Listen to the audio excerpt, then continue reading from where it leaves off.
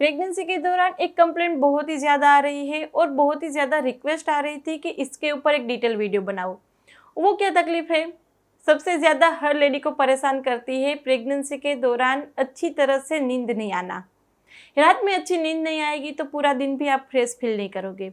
और रात में नींद नहीं आने के भी बहुत ज़्यादा रीज़न होते हैं, वैलिड रीज़न है जिसको हम अनअवॉइडेबल रीज़न भी बोल सकते हैं, और कुछ ऐसे रीज़न भी है जिसको हम अच्छी तरह से मैनेज कर सकते हैं। तो प्रेगनेंसी के दौरान आपकी गुड नाइट स्लीप रियल में गुड नाइट हो, उसके लिए सारी टिप्स हम देने वाले हैं। तो वीडियो आखिर तक देखना बिल्कुल मत भूलिएगा फ्रेंड्स। और पहले बार चैनल पर आए हैं, गर्भ गुरु को अभी तक सब्सक्राइब नहीं किया है तो गर्भ गुरु को सब्सक्राइब भी कर लेना, क्योंकि बिल्कुल ही फ्री आप लोगों के लिए।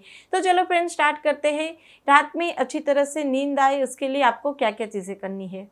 सबसे पहला काम, अपनी स्लीप पैटर्न बना लो, यानी कि सोने का टाइम और उठने का टाइम फिक्स कर दो। यदि डेली आप एक टाइम पे सो रहे हो तो आपकी बायोलॉजिकल क्लॉक सेट हो जाएगी, आपको कोई भी दिक्कत नहीं आएगी। उस टाइम पे आपको अपने आप अच्छे से साउंड स्लीप, चाहे 2-3 पहले जो 2-3 घंटे की स्लीप होती है वो बहुत अच्छी आएगी। तो इसलिए एक टाइमिंग सेट कर दो।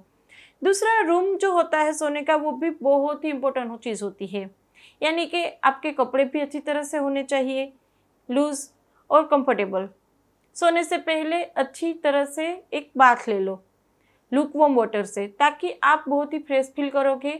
और जो प्रेगनेंसी के दौरान खुजली की तकलीफ होती है, क्रैम्प्स आते हैं, पैरों में क्रैम्प्स आते हैं कई बार, जिसके चलते आपको नहीं नींद आती, बदन दर्द रहता है, हाथ और पैरों में सूजन होती है तो उसके चलते नींद नहीं आती है, तो एक अच्छी तरह से बाथ और उसके बाद मसाज, बादाम तेल का पूरी बॉडी पे नहाने के तुरंत बाद मसाज कर लेना है। तो ये सारे सिम्टम एक साथ चले जाएंगे और पहले जो 2-3 घंटे की नींद है वो बहुत अच्छी तरह से आ जाएगी। फिर आता है रूम टेम्परेचर। यदि बहुत ही ज़्यादा गर्मी या बहुत ही ज़्यादा ठंड होगी तो भी नींद आने में दिक्कत रहती है हर किसी को, ना ही प्रेग्नेंट लेडी।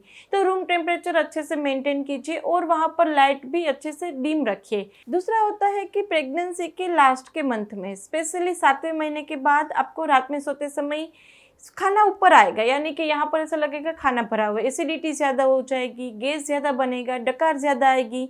तो इसके लिए रात में 6 या 7 बजे आपका डिनर ले लीजिए और रात में 9 बजे एक बार दूध पी लीजिए। दूध पीने से आपके अंदर जो सोने के लिए हार्मोन चाहिए वो अच्छी तरह से आएगा और अच्छी तरह से आपको नींद आ जाएगी। तो इस तरह से आप मैनेज करेंगे अपने डिनर और दूध, तो नींद आने में कोई भी दिक्कत नहीं होगी। दूसरी, यदि रात में नींद नहीं आती, सब कुछ कर लिया, यानी कि रूम टेम्परेचर, बाथ वगैरह, फिर भी आपको नींद नहीं आ रही है, तो अच्छा वाला म्यूजिक सुनिए।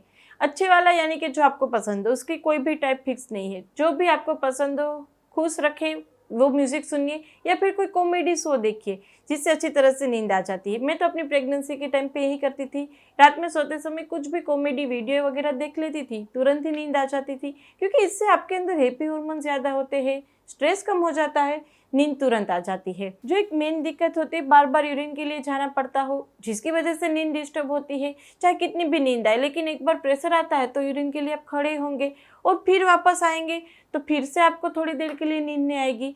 तो ये दिक्कत का सामना यदि आप कर रहे हैं तो रात के 8 बजे के बाद पानी कम पिए। दूसरी एक दिक्कत रहती है पोजीशन, किस तरफ सोए, और इसमें बहुत ज़्यादा कन्फ्यूज़न है। हम बोलते हैं कि लेफ्ट लेटरल, यानी कि अपनी बाई साइड सोएंगे तो अच्छा रहेगा, ब्लड सर्कुलेशन अच्छा बनेगा, बच्चे का ग्रोथ अच्छा होगा। तो उसी तरफ सोएंगे तो बच्चे का विकास के लिए, ये बोलते हम लोग। लेकिन यहाँ पर एक ये भी दिक्कत है कि कई सारे लोग ऐसे हैं जिसको उस तरफ करवट लेके नींद नहीं आती है। कई सारे ऐसे लोग हैं जिसको पेट के बल सोने की आदत थी, अब अचानक से वो आदत छूट नहीं रही है, तो उसके चलते भी उसको नींद नहीं आ रही है। माना कि हम ये बोलते हैं कि लेफ्ट साइड ही आपको सोना चाहिए, वही आइडियल है, लेकिन ऐसा नहीं है कि उसको कॉन्शियस होके आप अपनी नींद बिगाड़ लो कि मैं शायद राइट साइड फिर जाऊंगी, या फिर कमर के बल सो जाओगी, या फिर पेट के बल सो जाओगी, जो मेरे बच्चे के लिए नुकसानकारक होगा। ऐसा बिल्कुल नहीं है। लेफ्ट लेटरल आइडियल है, लेकिन नींद में आप राइट साइड हो गए या फिर पेट के बल हो गए तो कुछ भी नहीं होने वाला है। तो आप उस चीज़ को लेकर अपनी नींद खराब मत कीजिएगा। और क्या होता है कि आखिरी महीनों में आपकी पेट की साइज इतनी बढ़ जाती है कि वहाँ पर सोने में दिक्कत आती है। तो उसके लिए आप क्या कर सकते हैं, बहुत सारे पिलो का इस्तेमाल कर सकते हैं। मैटरनिटी पिलो भी अवेलेबल है, वो भी आप मंगवा सकते हैं।